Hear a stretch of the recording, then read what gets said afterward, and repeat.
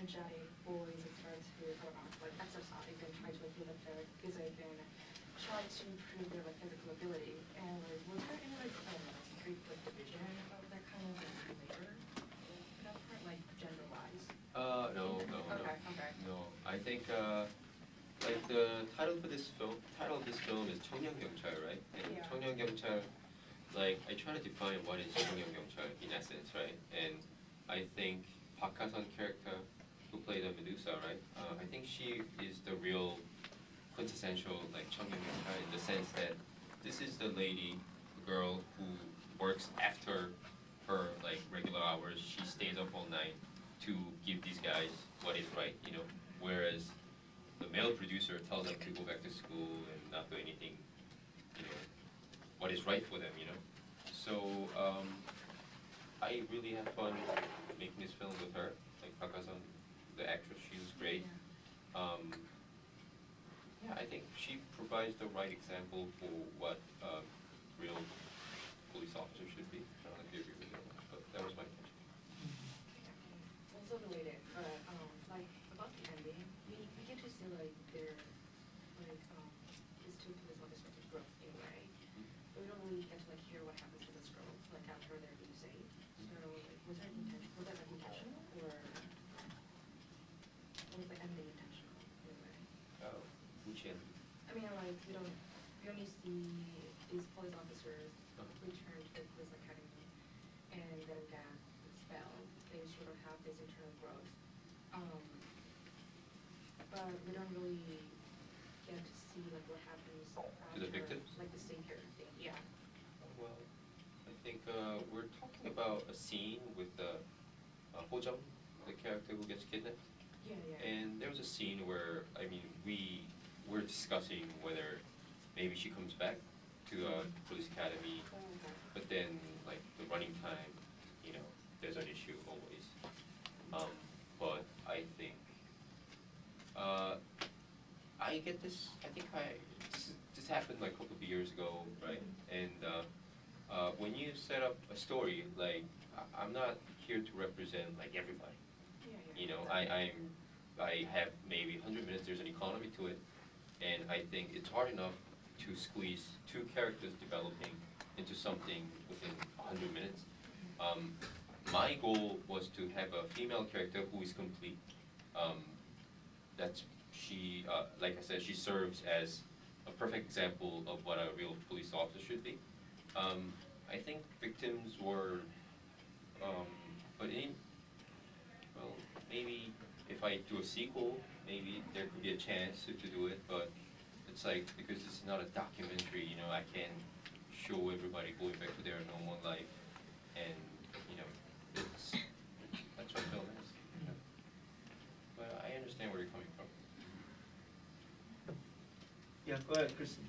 After, like, when Medusa helps the two men sort of chase down this car, unmarked car, she kind of smirks a little bit. Was it your intention that she, like, when she tells them that there's like the carnival that follows them after the marked car, was it your intention that Medusa kind of knows what the boys are planning? Like, it's not just the Bengsun이사고, it's something bigger than that? Well,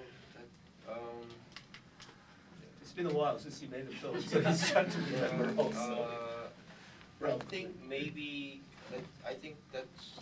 Yeah, there's a lingering. Yeah, she lingering the camera shot. lingers. Yeah. Right. I I think, was trying to figure out also what was happening. Well, I think if you think she was smirking, I think she was smiling, maybe because she was proud of them, or maybe she did her job, like, you know, she was staying up all night for a bit of time Right. to give them the information. So maybe that comes from her own self-satisfaction. What would you? Like, I wasn't aware, because I was confused if Medusa was actually aware that the boys were not, like, that the whole, like, story about them chasing this guy who, like, bumped into their mysterious friend's, like, car, and, like, they're tracing back, like, who this guy was, is all, like, sort of, Okay. like, a cover story, and Or they're, that she knew what they were really up to. Yeah. That I will have to ask her again, but I think that her expression is like, it's very open, like you can interpret it both yeah, I'll ask her again, but yeah. The question in the back. Alright, it's a poor answer, but. Hi, maybe I should stand up. Hi, it's my first time watching, but what strikes me is the urban spatial trajectory from Nonhyun-dong, it's a part of Gangnam, and to Daerimdo in Seoul. So, in terms of the space of crime, so it's a little bit different perspective to normally we see the Gangnam, right, as a not just the glamorous space. It's, so that's a little new thing for me.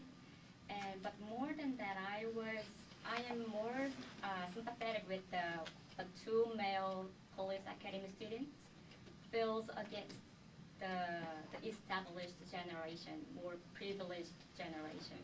So what kinds of very strict rules and their institution and their regulations. So I think that implies how current South Korean 20-somethings feel against the older generations right now, I guess. So probably you know about Tobu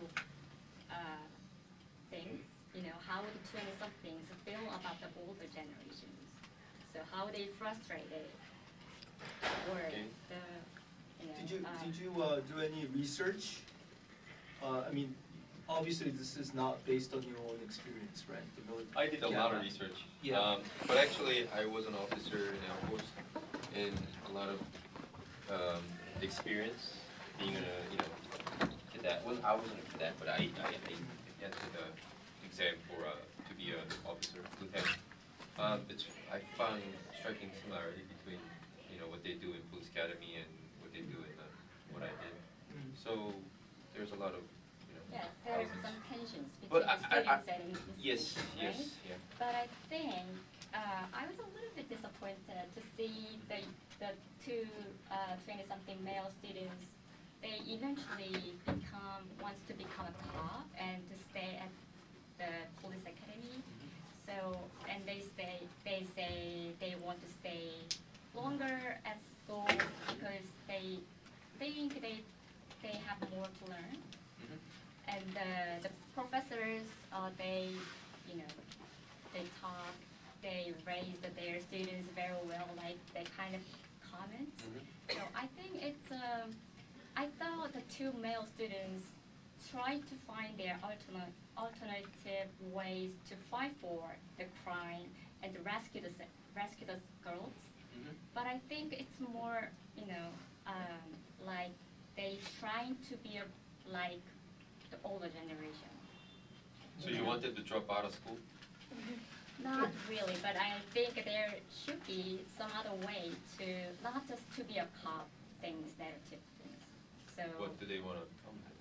I don't know. I think you show the process of their. So you want them to strengthening rebel their- against authority? Yes, sort of. Really? Yeah. I think at the end of this journey, they find the cause to stay at school, which is for people, and like any school, like this is a school.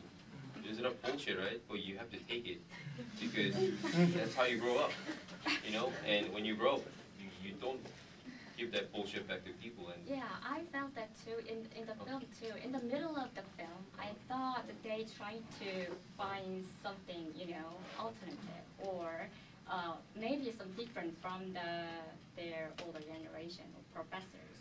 But then, it seems like you have to take, as you said, you have to take it if you want to be a cop. The kind of narratives Right. or Yeah. things you say. So I'm just wondering, how do you think about when you set up the narrative as a two ungrown future cops, they try to be a cop. So how did you think about the younger generation and older generation. It seems like you didn't think about them much, but you know. Well, I think the story